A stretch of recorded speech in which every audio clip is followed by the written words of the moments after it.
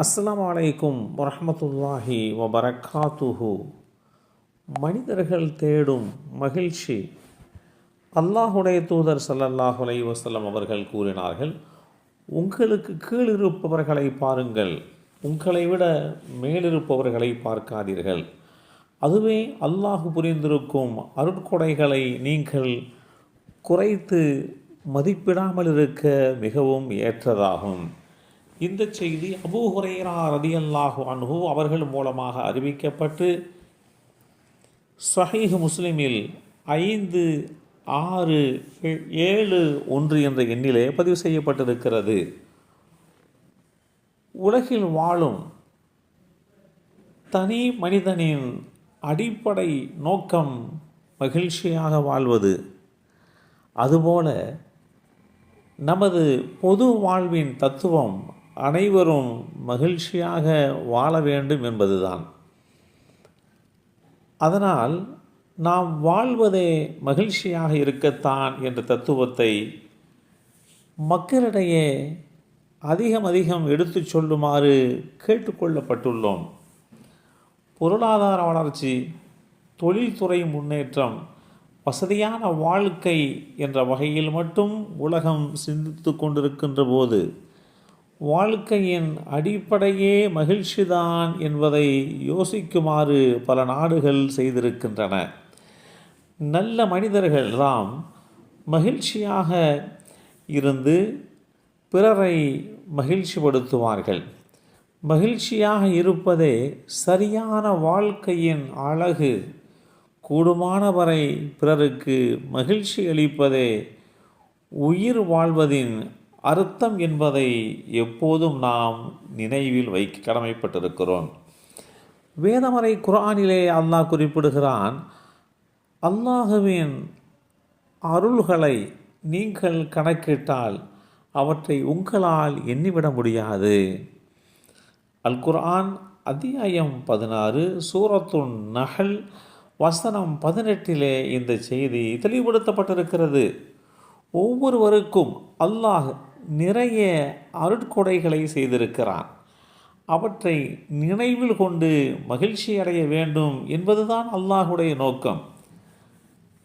அலி ரலியல்லாஹு அன்ஹு அவர்கள் குறிப்பிடுகின்ற போது, செருப்பில்லையே என்று கவலைப்பட்டேன், கால்களே இல்லாதவனை பார்க்கின்ற வரை என்று குறிப்பிட்டார்கள். எனவே மகிழ்ச்சிக்கான காரணங்கள் நம்மிடம் பல வகையிலே இருக்கின்றது. அவற்றை எண்ணி பார்த்து மகிழ்ச்சியாக இருப்பதற்கு நாம் நம்மை சித்தப்படுத்தி கொள்ள வேண்டும். சிலர் எப்போதும் கவலையாகவே இருப்பார்கள், எதையோ இழந்தது போல் இருப்பார்கள், குறைகளையே பெரிதாக நினைத்து கொண்டிருப்பார்கள், உலகமே சரியில்லை என்பது போன்று பேசுவார்கள். இந்த விரக்தி போக்கை அல்லாஹுடைய தூதர் ஸல்லல்லாஹு அலைஹி வஸல்லம் அவர்கள் தடை செய்திருக்கிறார்கள். கவலை ஏற்படுகிற போது அதற்கு காரணம் இருக்கிறதா என்று யோசித்துவிட்டு, இல்லை என்றால் நம்மை நாமே மகிழ்ச்சிப்படுத்தி கொள்ள வேண்டும். அதற்கு அல்லாஹ் நமக்கு செய்துள்ள அருட்கொடைகளை எண்ணி பார்த்து அதை வெளிப்படுத்தும் வகையில் நடந்து கொள்ள வேண்டும் என்று வேதமறை குர்ஆன் தெளிவுபடுத்துகிறது. ஒருவேளை கவலைக்குரிய காரணம் இருக்கும் என்றாலும் அல்லாஹ் தன் படைப்புகளின் மீது இரக்கம் கொண்டவன் என்பதனால் அதை எண்ணி பார்ப்பதனால் நம்முடைய கவலை நம்மை விட்டு போய்விடும். தேவையற்ற பயம், விழுந்து விடுவோமா, நம்மை வஞ்சித்து விடுவார்களோ, தீர்ந்து விட்டால் என்பது போன்ற சிந்தனைகளை உதறி தள்ளிவிட்டு மகிழ்ச்சி தானாக வருவதற்குண்டான ஒரு சூழலை, பக்குவத்தை நமக்கு மத்தியிலே உருவாக்கி கொள்ள வேண்டும். கவலையையும் தேவையற்ற பயத்தையும் உதறுவதற்கு அல்லாஹுவின் மீது முழு நம்பிக்கை வேண்டும்.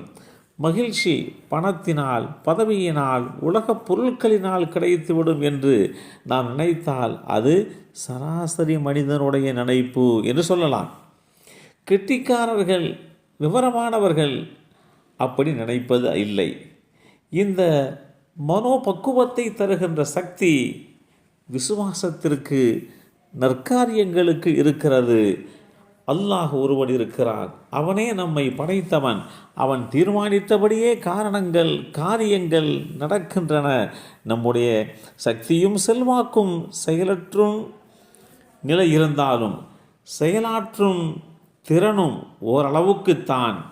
அவன் நாடியபடியேதான் எல்லாம் நடக்கும் என்ற விசுவாசம் மகிழ்ச்சிக்கான முதல் மூலப்பொருளாகும் என்பதை புரிந்து கொண்டு வாழ தலைப்பட வேண்டும். எல்லாம் வல்ல அல்லாஹு தாலா மகிழ்ச்சிகரமான வாழ்வியலை நமக்கும் நம் சந்ததிகளுக்கும் வழங்கி அருள் புரிவானாக. அஸ்ஸலாமு அலைக்கும் வரஹ்மத்துல்லாஹி வபரகாத்துஹு.